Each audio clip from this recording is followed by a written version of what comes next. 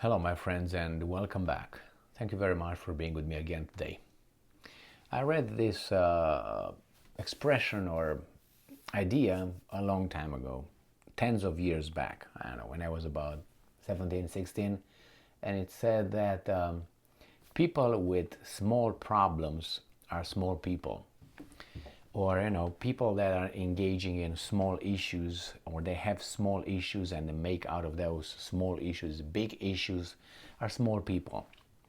Another one is you see people getting happy for achieving something that is really unimportant that everyone should achieve, but they make out of that being something extraordinary, and they issue medals to one another for little achievements.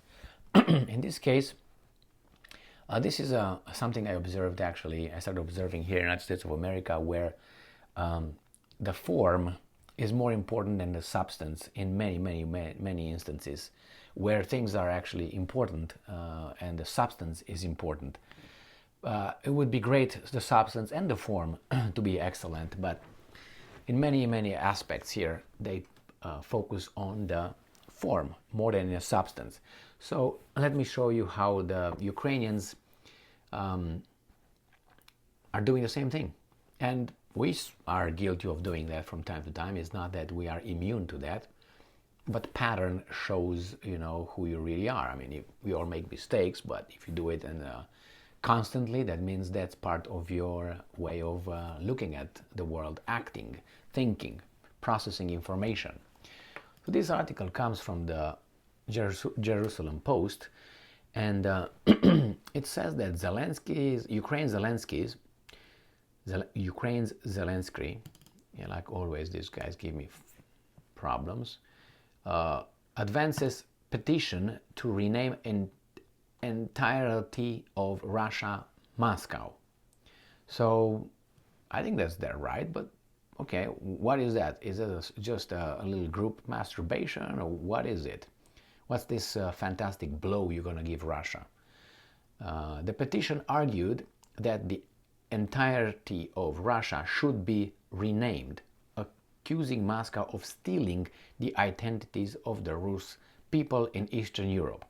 Well, if this would happen in another country, that would be called a xenophobic trend or talk. But because it comes from this one, who's he's just perfect, it's just bypassed.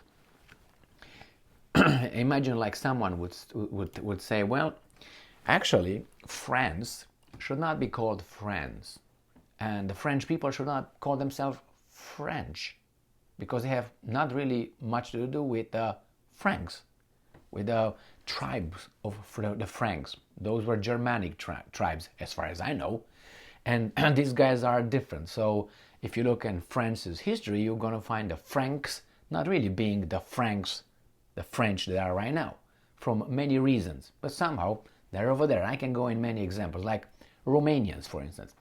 We are Romanians, like from Rome, coming from Rome. Yes and no. Romania is the country of the Romans over there. What is it? Again, you look at Hungary. Okay, they call themselves in a certain way Magyars. Well, Magyars was a tribe in Hungary, the tribe of the leading tribe, but it was not the majority. It was the leadership, the the nobility but they call them Magyars. We're Magyars. They're not Hungarians. They're Magyars. Well, again, you're gonna go and question that. The same. You're gonna question the French? No, they say, what the hell are you talking about? A xenophobic talk. All right, man. Why do I need to do that? Well, if you have a certain kind of, then you do that. And this guy is doing exactly that. I don't think it's straight, setting the record straight. Because if you go by that, there's a lot of things that could be talked about Ukraine. Like, when did Ukraine exist as an entity, as a country, as a kingdom called, I don't know, Ukraine, or Ukrainian people, and so on. Even the translation of the name Ukraine means the edge, at the edge of something. Not even, you know what I mean? How would you want to call, hey, you're the people from the edge, or from outskirts. Is that Ukraine? It's that's like, look on it. And you want to go to the territory of Ukraine? Look how many territories from other nations are currently in Ukraine. I'm talking about Poland, I'm talking about Russia, I'm talking about Romania, I'm talking about Hungary. There are many countries that their territories were given to a country that was non-existent until 1918. In 1918 it was formed, they lost it to Trotsky, the Russian Trotsky. Okay, and then they became again, they got swallowed in that, and then they got back in 1991 again as Ukraine with other territories from other countries, not all, but some. So we want to talk about Ukrainians, and besides what, this guy is a Jew. He's Jewish in Ukraine. You want to call him Ukrainian? You can call him Ukrainian, but you see, there's certain things that people can look at and say, wait a minute, you're talking. But anyway, they do it, and it's a very small victory in their brains of a small mentality. But if they can do it, they can do it. But I have an article where you have Medvedev chipping in and saying, wait a minute, let me make some jokes about you. And he's going to make his jokes on this kind of stupid idea. I think it's stupid, but hey, that's their right to be that way. We have the right to act stupidly, but at least, recognize it, or at least, stand behind it. So, Ukrainian, the president. Okay. The president of Ukraine, Zelensky, requested on Friday and I'm quoting, comprehensive processing of an online petition to rename the Russian Federation to simply Moscow. After the bill passed, the 25,000 signatures needed to force the Ukrainian government to respond. Okay, well, the democratic system works over there under a martial law. Yeah, okay.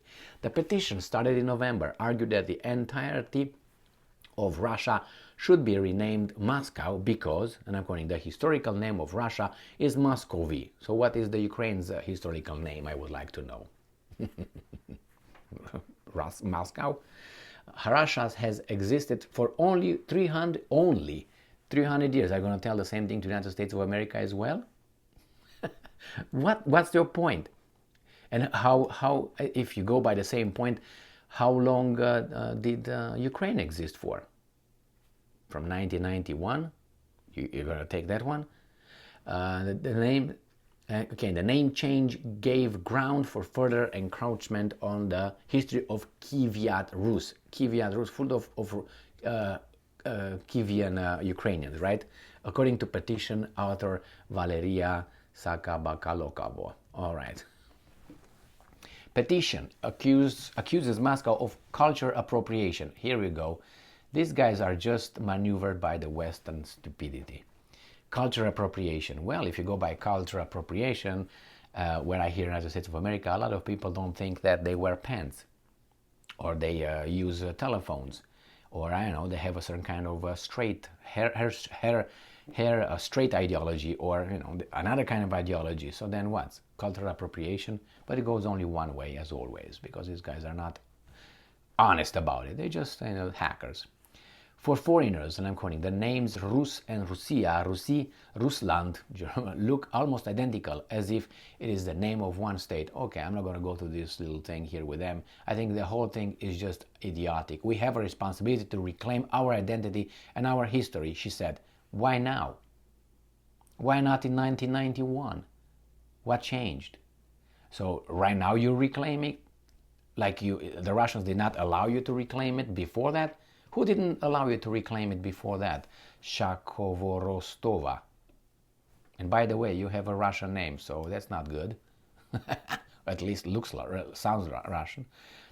So further, Zelensky warned that the above-mentioned proposal also has international legal aspects. The issue raised in the petition needs to be carefully worked out both in terms of historical and cultural context and from the perspective of possible international legal consequences. But you don't understand that if you are so particular about Rus, Rus and who are the Rus and the Moscovites, then he is Zelensky in Ukraine. What are you going to do with him? Deport him or something? I mean, if you're so, oh my God, this is, you're getting to that point, Ukrainian for Ukrainians. And if you talk like that, you have to send some people outside. Is that your next move? That's stupid. But anyway, let's go here. this is from Jerusalem Post, and Medvedev said that Russia will rename Ukraine Bandera-Reich. Medvedev warns. So this guy is funny, I gotta give him that. Medvedev, among others, who called Zelensky the head, and I'm quoting, the head Nazi in Kiev, warned that Russia's response to a Ukrainian petition would be tit for tat. Remember, this comes from Jerusalem Post, so they have to give you this right here.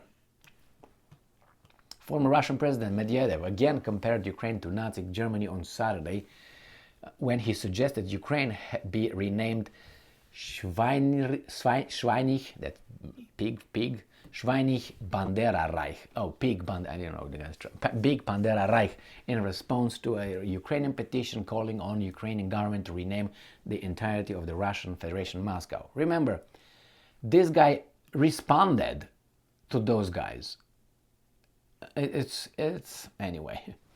If Ukraine renames Russia, Russia will rename Ukraine. Medvedev, who in his tweet referred to the Jewish Ukrainian president as the, and I'm quoting, head Nazi-in-chief, end quote, warned that Russia's response to such a move by Ukraine would be tit for tat. Okay.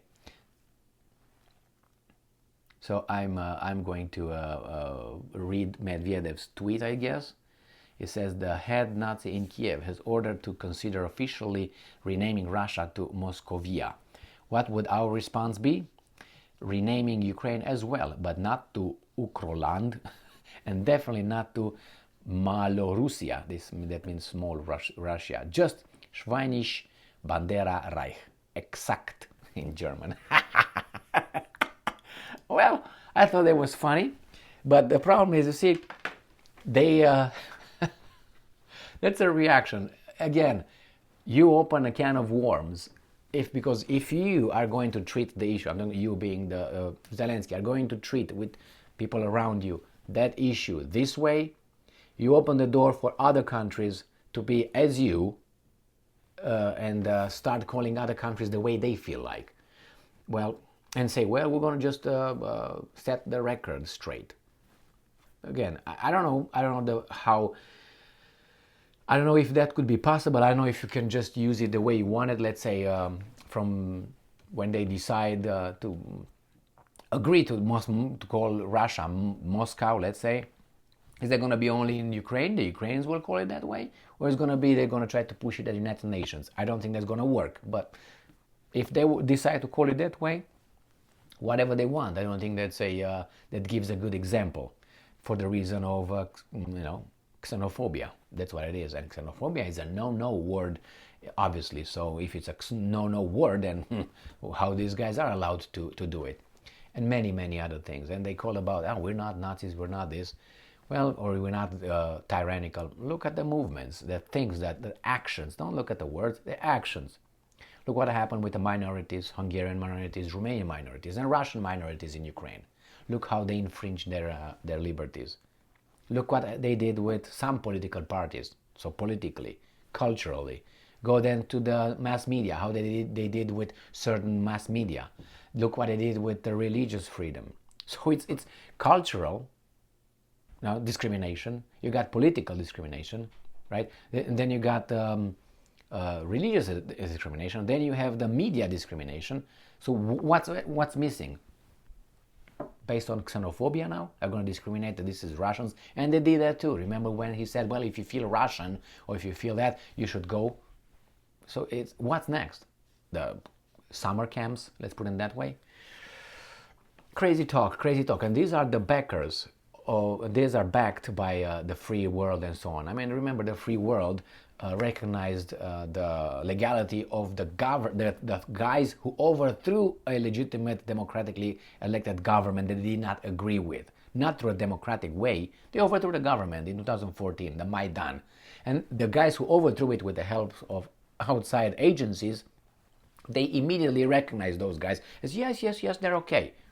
If that would happen in your country, would that be okay? No, that's called insurrection and meddling, and they would be called traitors for good reason, because that's the definition of treason: working against your country, which was elected, democratically elected government, right, of Ukraine in 2014, and you support that with outside support. How is that? Well, but the same. And they now right now want to do this. Well, do it, but then the Russians will always be pointing at exactly this. So the West did not say anything about this, so that means everybody else can do the same thing. Well, if you have principles, the principles apply across the board. You just it's not a situational principle or values. I use this value in this instance, or I consider rape here, but I don't consider the same thing here. Why? Because he's my buddy. That's how it works right here. So yeah, the rule-based world order, is this the based rule, whatever, rule-based world order and international law and the Pax Americana they were supposed to hail? I don't think so. I think it's very, very unjust. But hey, they have the freedom to do it. Do it, but there will be consequences, right? Schweinische, what was that? Schweinische Bandera, whatever. Thank you very much for Reich. Correct. Thank you very much for being with me again today. Stay strong, stay smart, look for the truth, and be just.